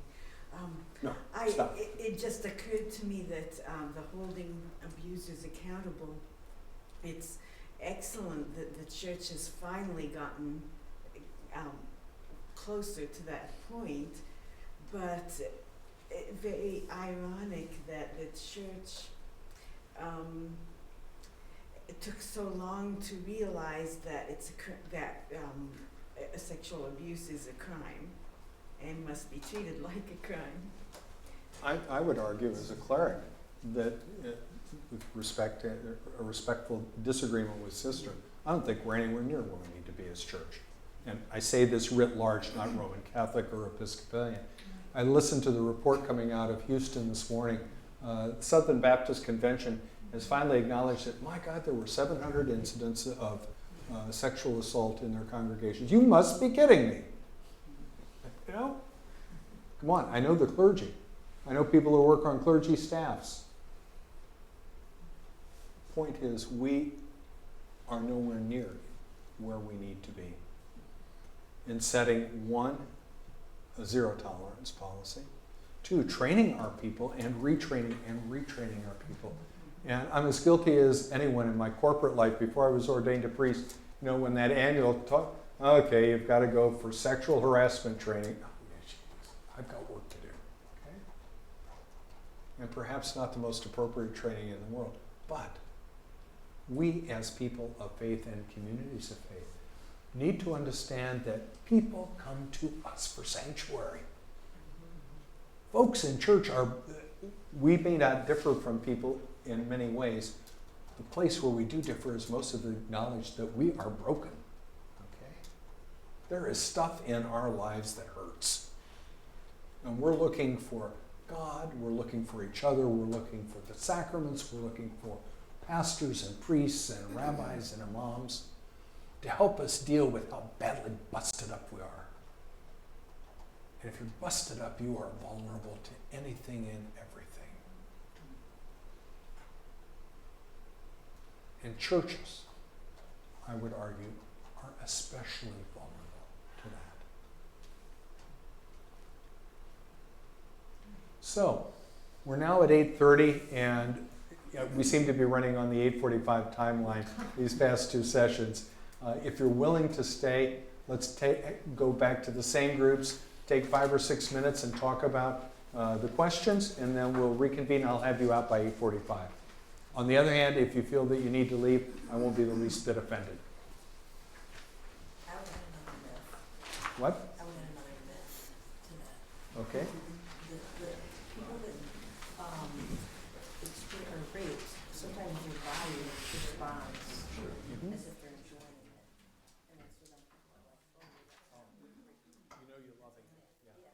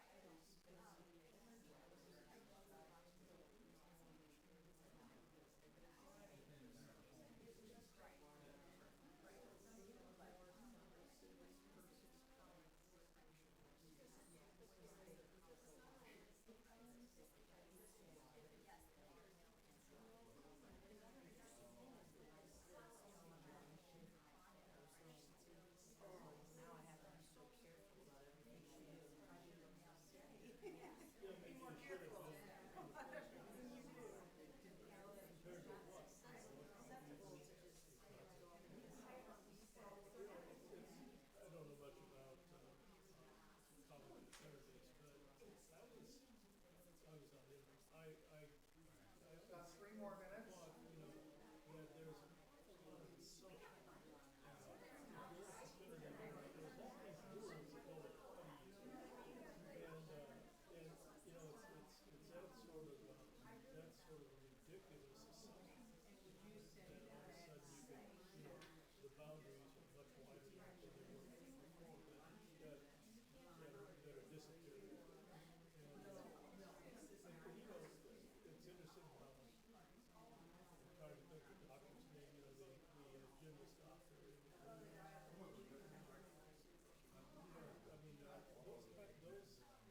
Luckily, there's 3 or 4 really serious events that were in the news that have helped people get to the point where they start with the assumption that we've got to assume it's true. So we see different things. Where a couple of years ago, it was not.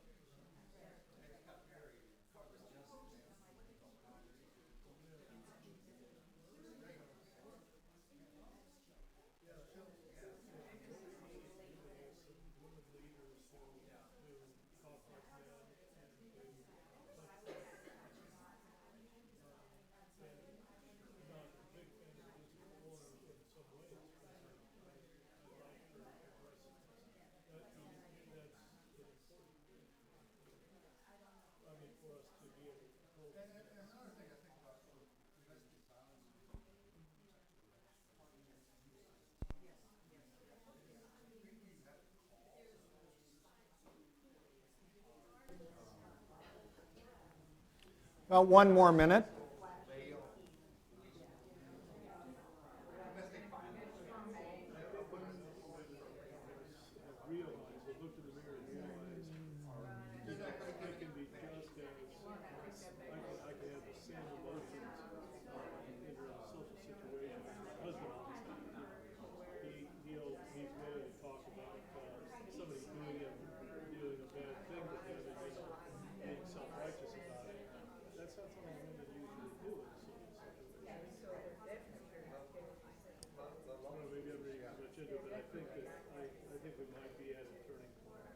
Okay, in the interest of time, I'm going to ask that we pull everyone back together again.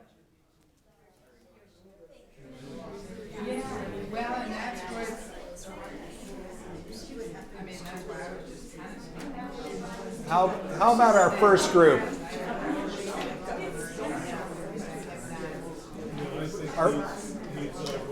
With respect to our first group, we asked them what factors contribute to the long-standing history of violence against women, and how is it that we raise our young men and our young women today that influences what they perceive as acceptable or unacceptable behavior? Well, I was just telling them about, you know, my son played in select sports, so we kind of talked more about the second part of it. And I said I saw a lot of bad behavior there with coaches and adults who promoted what I thought was very inappropriate and disrespectful attitudes towards women. There was even one time when we were out for lunch, all the guys thought it would be, all the men thought it would be fun to take the boys to Hooters for lunch. And the boy, you know, I mean, I just thought it was extremely inappropriate. So the boys are going, oh, Hooters and all this. I'm like, you know, what are we teaching these kids, you know? And I said also just, you know, just the rhetoric, and I guess around, you know, select sports, it's competitive and all of that. So sometimes nothing was said about it because you know, you don't want to jeopardize your kid in their position. But I don't know, a lot of male testosterone together can really be, you know, not good. You know, bad behaviors that were, you know, Sure. I saw and I really couldn't believe actually. To the other, perhaps a different dimension of that same issue, how often do we as a society or as families allow our young women to understand themselves as sexual objects? Yes, Yeah, that's, I was just talking. She was talking about that side, yeah. And that, and again, like as in what you said earlier, not that that's in any way an excuse for, you know, for men sexually harassing or attacking women, not at all. on the other hand, it's like sometimes girls are socialized to kind of be on the prowl. You know, and it seems like increasingly younger and younger girls are being encouraged to dress in a very sexualized fashion, and it's as though they're being taught that it's okay for boys and men to treat them that way. Sometimes the parents sometimes seem to feel powerless to, you know, insist that the girls dress in a more appropriate manner. Sure. So it's a mixed bag. How about to our second question, to what extent has the criminal justice system contributed to the problems we're experiencing? I'm not, so we were talking about how limited our criminal justice institutional knowledge amongst the three of us were, but one of the things that stood out to us is the fact that it's very traumatizing, the entire process of them having to prove themselves. Collecting a rape kit, having to identify their perpetrators, all those things will be, you're literally taking the clothes off of the woman when she's just been had violence done to her, and having to potentially face her perpetrator again to identify him and not having her story believed. And so some of those were some of the things that we identified as, I don't know if it's conspired, but it's definitely devaluing. And it definitely limits the opportunities for justice. It's for sure a barrier to seeking justice. How about to the third question? To what extent will something like the Me Too movement and the accusations and publicity surrounding various nominees for positions, elected officials, or the allegations against Harvey Weinstein, how will that kind of public attention likely change our response to issues of domestic violence and sexual abuse?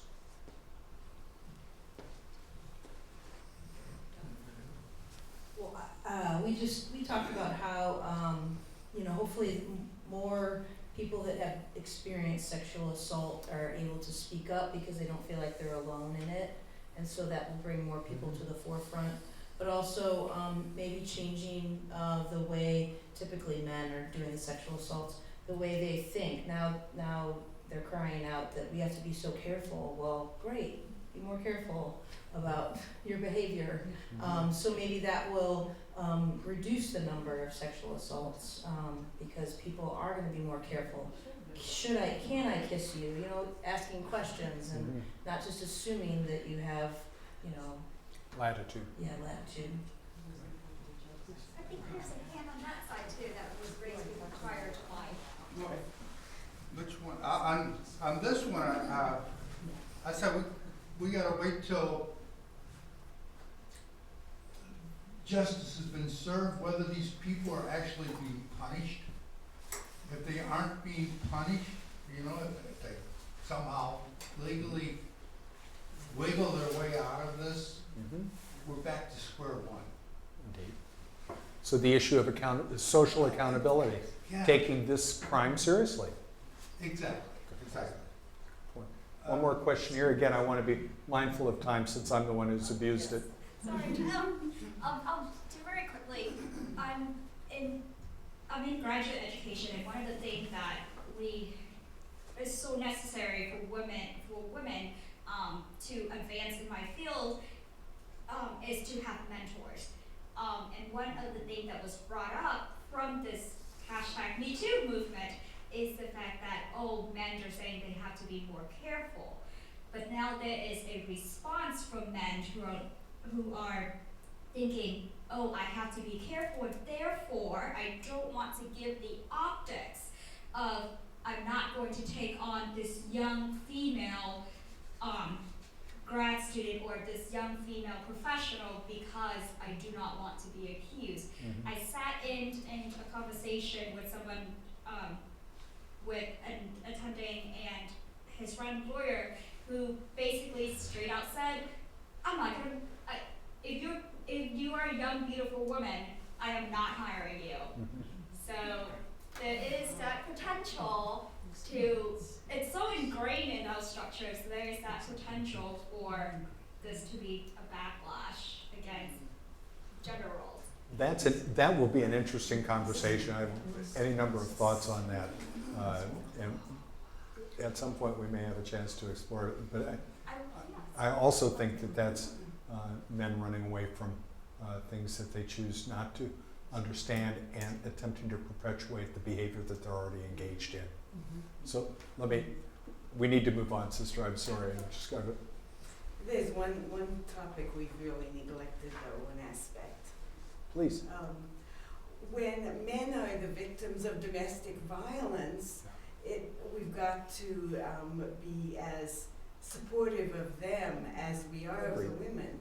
And especially they carry shame of being victim and an added risk because they can't defend themselves, because if they cause any injury to the woman, then it becomes that they are the perpetrator. I had one patient who was shot in the back, but yet the police were accusing him of being the perpetrator. Good point. Do we have time? Let's combine the last two together. I'm going to be the only person standing. Okay. Are there unique issues in the LGBT community that we need to be attentive to? And more broadly, what are the responsibilities of we in faith communities? I'll speak to the latter. As far as a one-on-one approach of someone in the faith community to someone who has been violated, very, very often the result of that person is a total devastation, as if she has been absolutely destroyed in her integrity. And that people who are coming from a faith dimension can very often use a method of understanding that there is a depth of the person's personhood, the interiority of the person that has not been touched, that deepest part of the soul, the ground of the soul of the person. And if they can be reminded of that, the victim can be, if that can be called to their attention, it gives them some solid ground for recovery, for being able to heal. Whereas if that's omitted, they're on their own for therapy as far as, what are you going to do? So it's just a thought. Beautifully said. Beautifully said. I'm wondering if that's not the right message for us to close out our conversations about the gift that we can be to those that are so deeply hurt. Can you remind us once again of the two topics next week, since it's Yes, next week we'll focus on gun violence as a national epidemic and the concept of reconciliation and forgiveness in the midst of violence. So how do we as individuals, how do we as a society forgive those who have hurt us the most? Thank you again, Mark. Thanks again.